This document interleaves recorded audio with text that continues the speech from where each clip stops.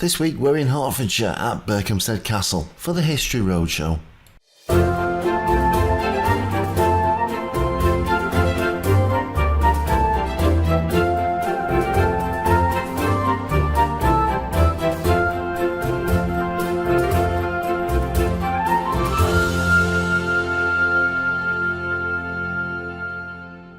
Berkhamsted Castle is a Norman motte-and-bailey castle in Hertfordshire. Now in ruins, it was once a mighty structure which was originally built to control the route between London and the Midlands at the time of the Norman conquest of England. Originally the castle would have been a wooden construction, but over the centuries this would have been upgraded to stone, and the motte tower and lookout may have looked something like this. The term motte-and-bailey castle is due to a fortification with a wooden or stone keep, situated on a raised earthwork called a motte, accompanied by an enclosed courtyard or bailey and surrounded by a protective ditch. Robert Mortain, who was half-brother to William the Conqueror, was probably responsible for the construction as he later became the owner. The grounds were surrounded by protective earthworks and a deer park and a place for royalty to enjoy the hunt. In this image you can see Robert sat on the left of his half-brother William, with Odo, William's full brother, sitting to his right. The image is taken from the Bayeux tapestry and shows them at Hastings before the Battle of 1066. Robert's son William rebelled against Henry I and the castle was confiscated. Now Henry granted Berkhamsted to his chancellor, a man called Ranulph. But in 1123, when Ranulph was travelling to the castle with Henry, the Chancellor rode over the nearby hill, became overly excited at the view ahead of him and fell off his horse, dying from his injuries. Political tensions were on the rise in England in the 13th century, and a potential conflict between King John and an alliance of rebel barons opposed to his rule began to look likely. Initially the rebels were hampered by a lack of equipment, but in May 1216, the future Louis VIII crossed over the English Channel, joining the rebel cause.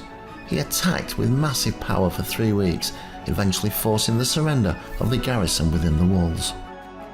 With forces loyal to the young Henry III, an attack was made on the castle the following year.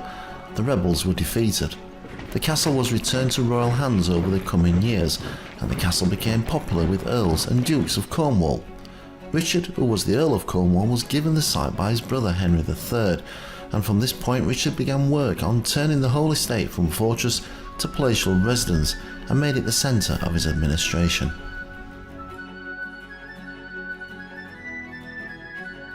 Originally surrounded by a moat, it actually remained in place until drained from the site in the 1950s.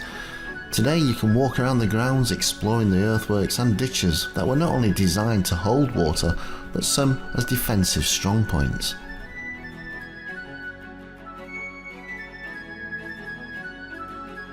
There are 2 wells within the boundaries of Berkhamsted. This one is on the top of the motte and the other is down in the bailey.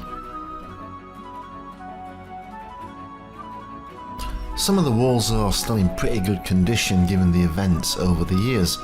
Inside this particular wall is what has been described as a kitchen area, and what are possibly large stone fireplaces remain, and you get the sense that some of this area was potentially used to cook up feasts for everyone on the site.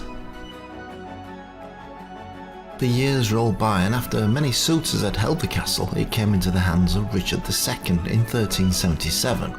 But he passed it to his friend Robert de Vere. Now by the time he fell from grace, Henry IV had deposed Richard and lived here himself. During his time, Geoffrey Chaucer, famous for writing the Canterbury Tales, worked as a clerk at Berkhamsted and oversaw renovation work on the property.